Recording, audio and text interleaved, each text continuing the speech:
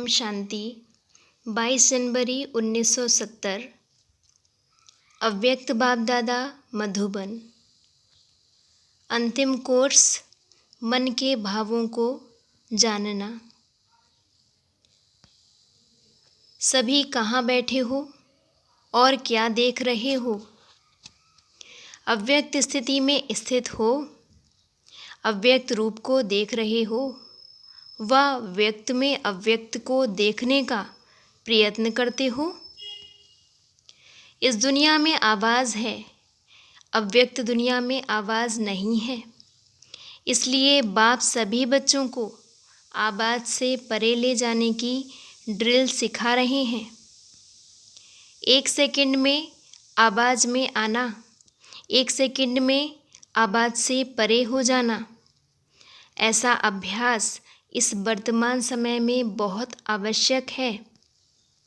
वह समय भी आएगा जैसे जैसे अव्यक्त स्थिति में स्थित होते जाएंगे, वैसे वैसे नैनों के इशारों से किसके मन के भाव जान जाएंगे।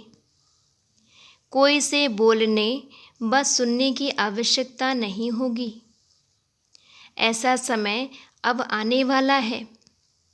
जैसे बाप दादा के सामने जब आते हो तो बिना सुनाए हुए भी आप सभी के मन के संकल्प, मन के भावों को जान लेते हैं। वैसे ही आप बच्चों को भी यही अंतिम कोर्स पढ़ना है।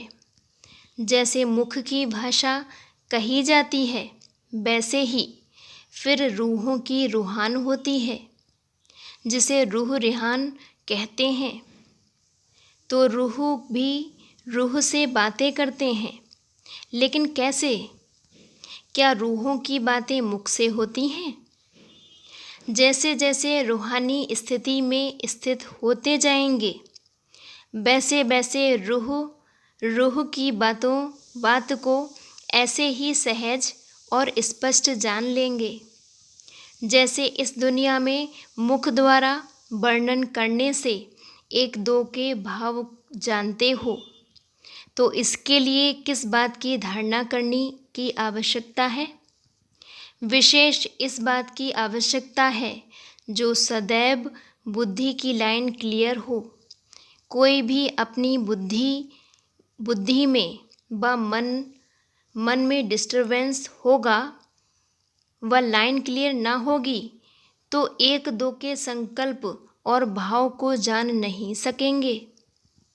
लाइन क्लियर ना होने के कारण अपने संकल्पों की मिक्सचैरिटी हो सकती है। इसलिए हर एक को देखना चाहिए कि हमारी बुद्धि की लाइन क्लियर है। बुद्धि में कोई भी किसी भी प्रकार का विघ्न तो नहीं सताता है। अटूट, अटल, अथक, यह तीनों ही बातें जीवन में हैं। अगर इन तीनों में से एक बात में भी कमी है तो समझना चाहिए कि बुद्धि की लाइन क्लियर नहीं है। जब बुद्धि की लाइन क्लियर हो जाएगी तो उसकी स्थिति, स्मृति क्या होगी? जितनी जितनी बुद्धि की लाइन अर्थात पुरुषार्थ की लाइन क्लियर होगी, उतना उतना क्या स्मृति में रहेगा? कोई भी बात में उनके सामने भविष्य ऐसा ही स्पष्ट होगा जैसे वर्तमान स्पष्ट होता है। उनके लिए वर्तमान और भविष्य एक समान हो जाएंगे।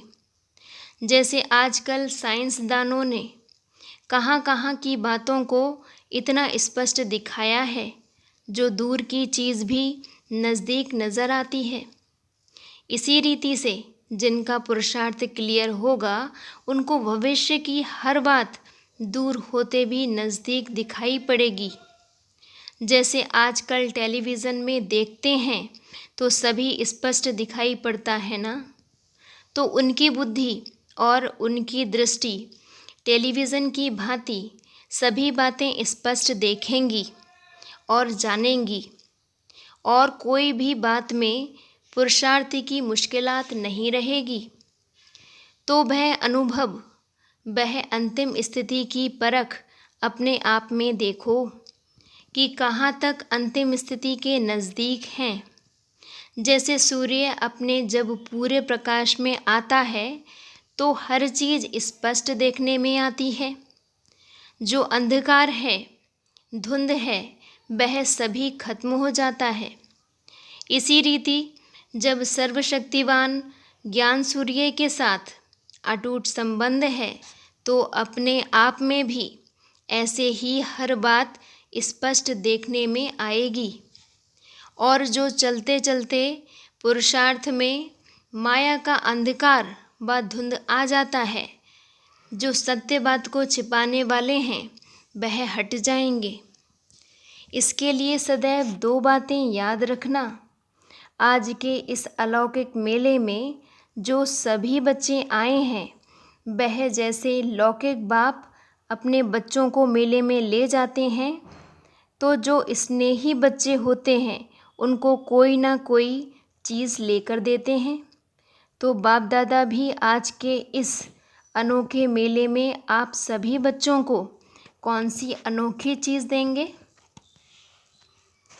आज के इस मधुर मिलन के मेले को यादगार बाप दादा क्या दे रहे हैं कि सदैव शुभ चिंतक और शुभ चिंतन में रहना।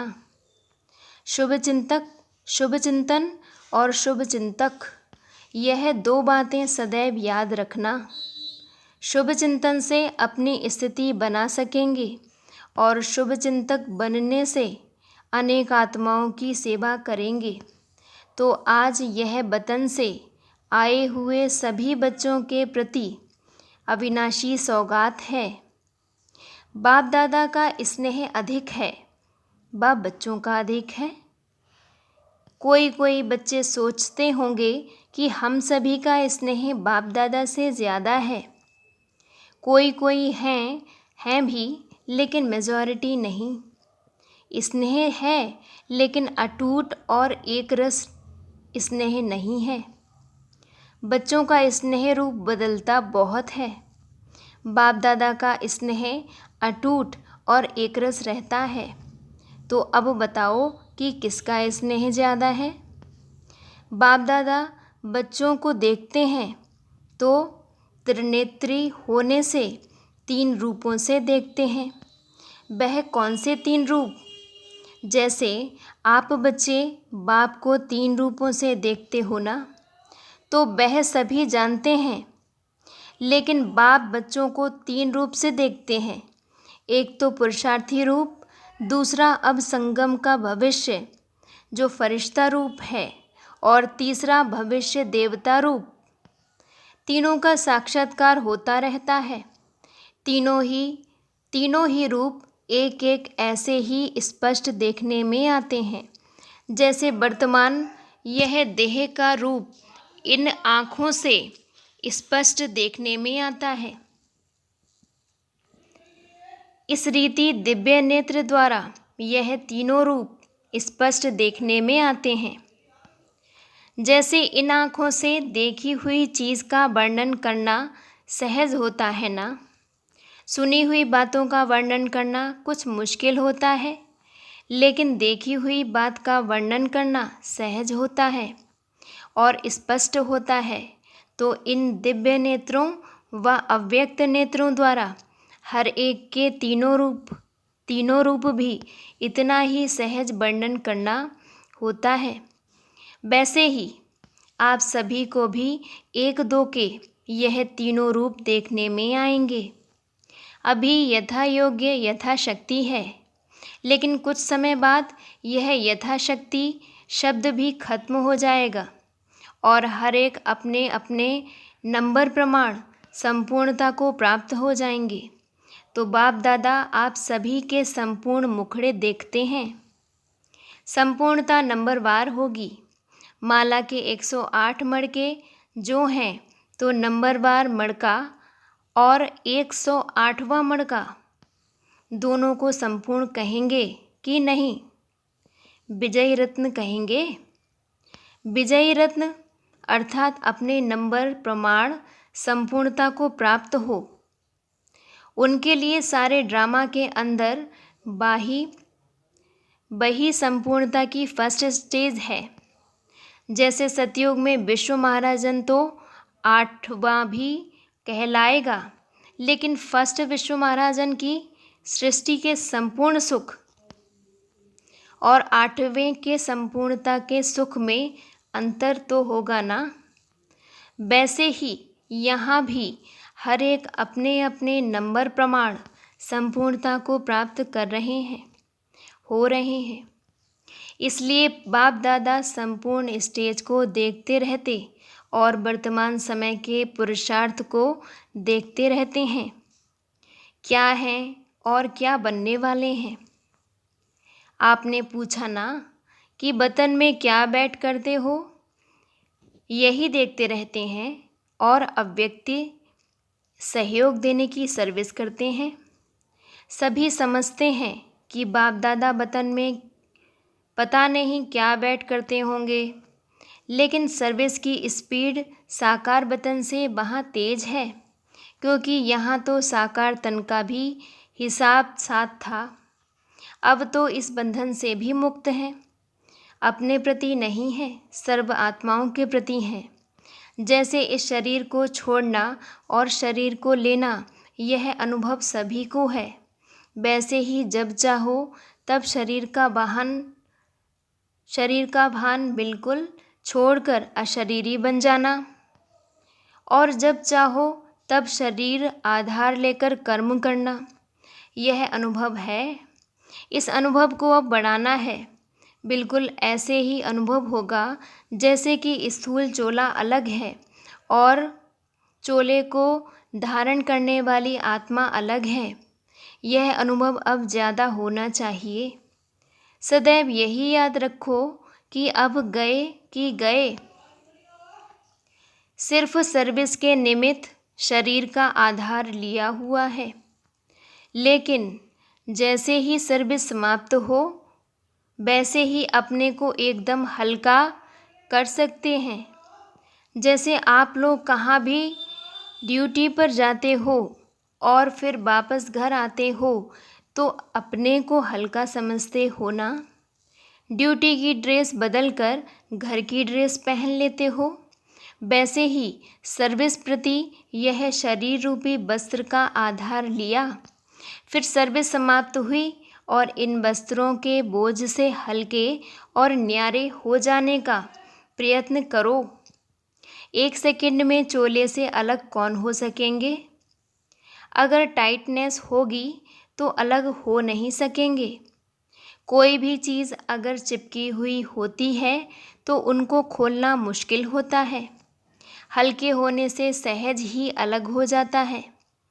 वैसे ही अगर अपने संस्कारों में कोई भी इजीपन नहीं होगा तो फिर अशरीरीपन का अनुभव कर नहीं सकेंगे। सुनाया था ना कि क्या बनना है, इजी और अलर्ट। ऐसे रहने वाले ही इस अभ्यास में रह सकेंगे।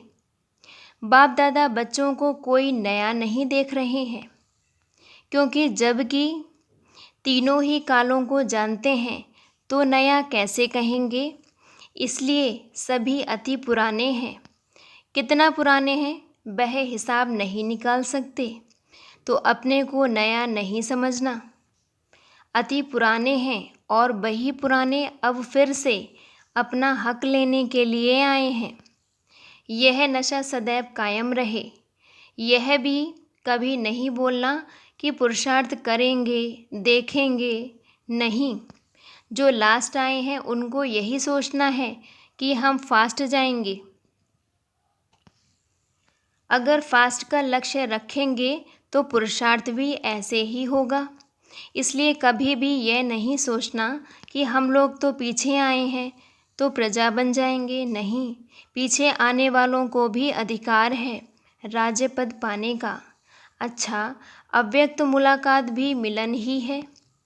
इसलिए सभी को यही निश्चय रखना है कि हम राज्य पद लेकर ही छोड़ेंगे। हम नहीं बनेंगे तो कौन बनेंगे? कोटों में कोई कौन सी आत्मा गिनी जाती है? ऐसे कोटों में से कोई हम आत्माएं ड्रामा के अंदर हैं। यह अपना निश्चय नहीं भूलना। बाप दादा सभी बच्चों का भविष्य देख हर्षित होते हैं। एक एक से मिलना। मन की बात तो यह है, लेकिन आप सबके समान इस व्यक्त दुनिया में बाप दादा को अभी यह व्यक्त दुनिया नहीं है, तो आपके दुनिया के प्रमाण समय हो भी देखना पड़ता है। वतन में समय नहीं होता, घड़ी नहीं होती, लेकिन इस व्यक्त दुनिया में यह सभी बातें देखनी पड़ती हैं। वहाँ तो जब सूर्य चांद ही नहीं तो रात दिन किस हिसाब से हो, इसलिए समय का बंधन नहीं है। अच्छा जी, ओम शांति।